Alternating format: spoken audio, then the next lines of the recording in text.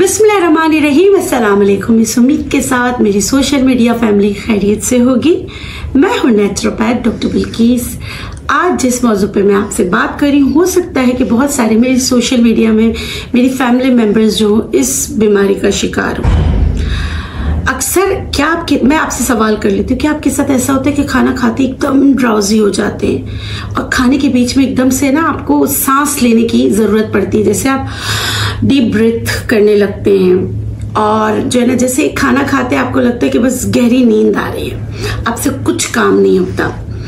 और कुछ लोगों को ऐसा होता है खाना खाते खाते बहुत पसीना भी आने लगता है और बहुत गहरी नींद आने लगती है।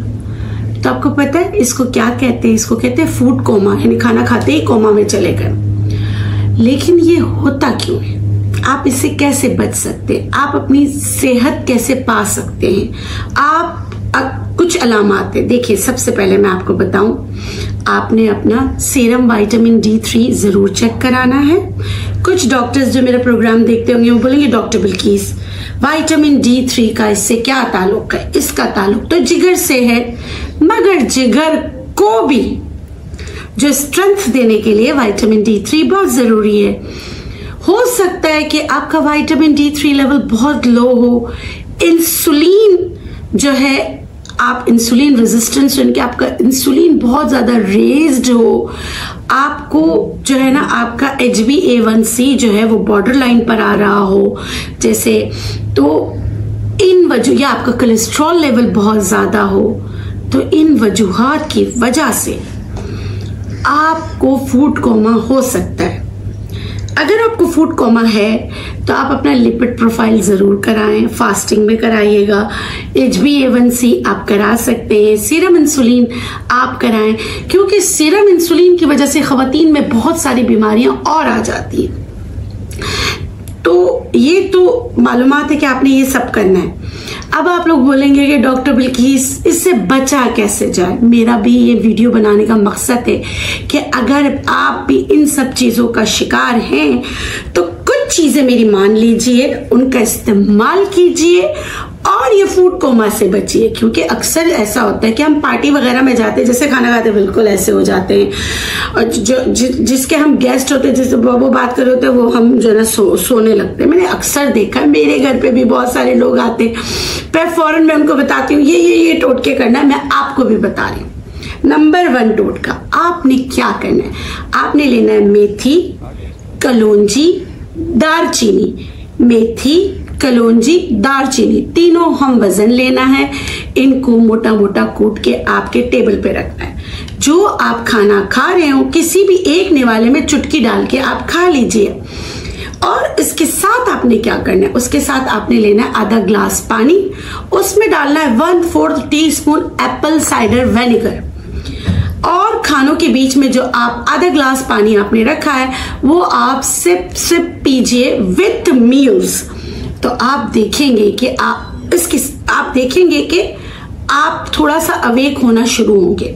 आपके ब्रेन को ऑक्सीजन की सप्लाई बहुत अच्छी हो जाएगी, आपके गट को ऑक्सीजन की सप्लाई बहुत अच्छी हो जाएगी। उसके साथ आपने क्या करना है? कार्ब्स और प्रोटीन दोनों एक साथ बहुत ज्यादा नहीं खाना। जैसे आपने गोश्त खा रहे हैं ना, गोश्त के साथ आप जो है ना रोटी का इस्तेमाल बहुत ज्यादा नहीं करें। आप रुखी अगर प्रोटीन खाते कोई मसला नहीं, लेकिन आपने निहारी बनाई है, निहारी के साथ आपने 2 से 3 नान खा लिए तो ऑब्वियस फूड कोमा में आप चले जाएंगे। उसके बाद सॉफ्ट ड्रिंक का इस्तेमाल बिग नो है कि आप कोई भी शुगरी चीजें इस्तेमाल नहीं करेंगे। अगर आप फूड कोमा से बचना चाहते हैं तो डोंट्स में क्या है? डोंट्स में कि स्टार्च आपने नहीं लेना, शुगर आपने नहीं लेना, आप घी से भी बचें। घी, तेल, चीनी, चिकनाई। घी, तेल, चीनी, चिकनाई। बहुत सारे लोग बोलेंगे कि मेटाबॉलिज्म को तेज करने के लिए घी बहुत अच्छा है। कभी आपने सोचा है कि जो घी आप खा रहे हैं क्या वो गाय का घी है? सोचा है आपने? अगर आपको पता है कि ये काउ बटर है और उसमें आपने खाना नहीं बनाया, अगर आप बटर में खाना बनाएंगे, उसको जलाएंगे, तो वो उसके लिए बिग नो है, वो आपके लिए जहर बन जाएगा।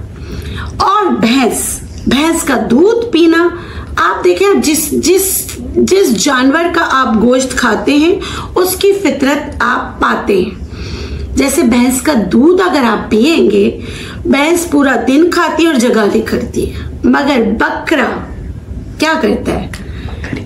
बकरा बोल रही, बकरी का गोश्त नहीं खाते ज्यादा लोग। बहुत शुक्रिया बेटा, समंदर के उस पार मुझे समझाने की जरूरत नहीं है। बकरी का गोश्त आप खाएं तो वो क्या कहते हैं, बकरी को या बकरे को हम क्या कहते हैं? वैसे बकरियों के लिए ही मिसाल है, खाए बकरी की तरह, सूखे लकड़ी की तरह, है ना, ये मिसाल है ना। तो आपने इसी तरह करना है कि आप जिस चीज की जो फितरत होगी ना, वही चीज आप में ट्रांसफर होती है। ये इसके कोई साइंटिफिक एविडेंस हो या ना हो, ये सीना पे सीना ही नहीं, ये चीजें चली आ रही हैं, तो मैं आपको सिखा रही हूं। तो प्लीज अपनी सेहत का ख्याल करें और हफ्ते में 2 से 3 बार करेले बना के जरूर खाएं। करेले बना के खाएं और खाना खाने के आधे घंटे बाद अगर आपकी तबीयत ऐसी बोझल रहती है ना, तो गुड़ मार बूटी आपने 3 से 4 पत्ते उबालना है, छानना है, उसका इस्तेमाल करना है। और सुबह खाली पेट आप क्या करेंगे? सुबह आपने रात को कलौंजी चुटकी, मेथी दाना चुटकी पानी में भिगोकर आप रख लीजिए। सुबह हल्का कुनकुना गर्म कीजिए, पहले 1 गिलास पानी पीजिए। उसके बाद आपने जो है ना, ये मैंने बताया कलौंजी और मेथी, इसका इस्तेमाल कीजिए।